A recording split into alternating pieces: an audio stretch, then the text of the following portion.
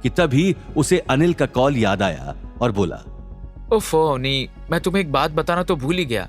अभी मुझे कुछ ही देर पहले डैडी जी का कॉल आया था और मैं रघुवीर जी वाली बात से पहले वही तो बताने वाला था। जब तुम मुझे पूछ रही थी कि घर का नाम सुनते ही मेरे चेहरे पर 12 क्यों बज गए, असल में मम्मी जी ने घर में फिर से हंगामा मचा दिया है और मुझे उनकी आवाजें भी आ रही थी। वो बहुत जोर से चिल्ला रही थी।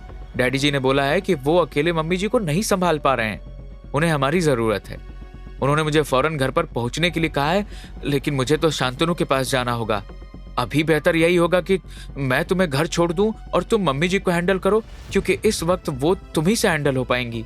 मुझे तो वैसे भी घास नहीं डालती। अवनी ने अपने सिर पर हाथ रखते हुए कहा, ओहो, क्या मुसीबत है। ये मॉम भी ना पता नहीं बचकानी हरकतें क्यों कर रही हैं। एक रानी हार के लिए इतना क्या मचलना।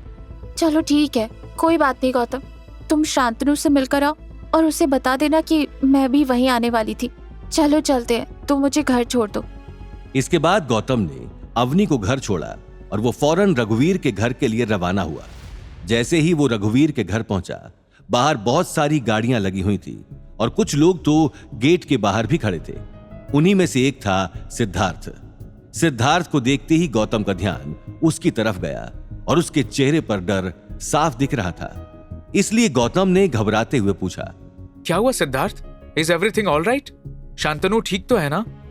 असल में घर पर इतनी सारी गाड़ियां और लोग देखकर एक पल को गौतम को लगा कि शायद शांतनु नहीं रहा, लेकिन सिद्धार्थ ने बोला, नहीं शांतनु ठीक है, अभी स्पेशल डॉक्टर्स आए हुए हैं और वो उसी का इलाज कर रहे हैं। तुम आओ मेरे साथ अंदर चलो। ऐसा कहकर सिद्धार्थ गौतम को शांतनु के रूम में ले गया। बेड के आसपास बहुत सारे लोग खड़े हुए थे। जैसे ही रघुवीर की नजर गौतम पर पड़ी, वो तुरंत उसके पास गया और बोला, अच्छा हुआ गौतम तुम आ गए। ये देखो जरा, शांतनु कैसे बेजान बेड पर लेटा हुआ है। हमने इसके लिए स्पेशल आयुर्वेदिक डॉक्टर को बुलाया है। एलोपैथिक डॉक्टर ने तो जैसे अपने हाथ ही खड़े कर दिए।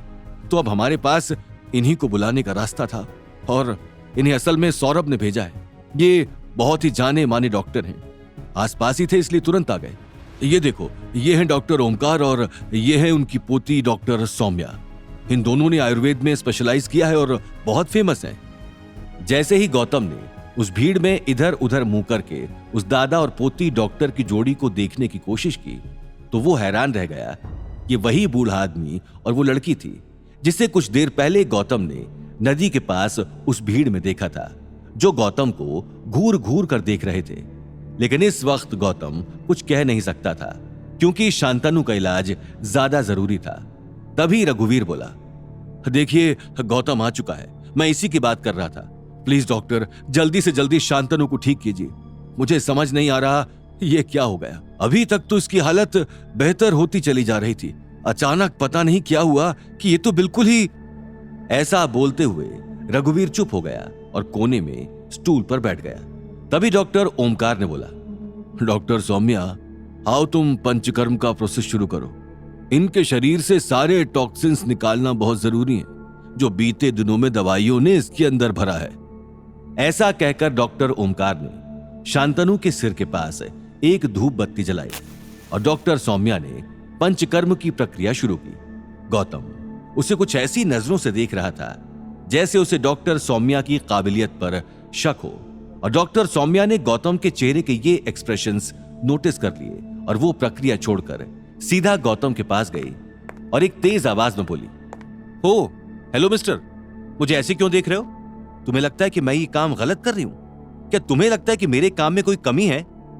गौतम को समझ नहीं आया कि अचानक इस लड़की को क्या हुआ कि ये अपनी प्रक्रिया छोड़कर उसके पास बात करने आ गई। तभी डॉक्टर ओमकार ने सौम्या को उसकी जगह पर बिठाया और बोला, देखो तुम यहां पंचकर्म का प्रोसेस करने आई हो, किसी से बहस करने नहीं, इसलिए चुपचाप अपना काम करो। डॉक्टर सौम्या की आंखों में गौतम को देखते ही गुस्सा उतरा हुआ था, लेकिन फिर भी उसने अपना प्रोसेस जैसे तैसे पूरा किया। जब प्रोसेस पूरा हो गया तब डॉक्टर ओमकार ने कहा, अब हमें थोड़ी देर वेट करना होगा, अभी के लिए पेशेंट थोड़े स्टेबल हुए हैं। ये सुनकर सब राहत की सांस लेते हैं। रघुवीर ने डॉक्टर ओमकार और सौम्या को गेस्ट रूम में रेस्ट करने के लिए भेज दिया।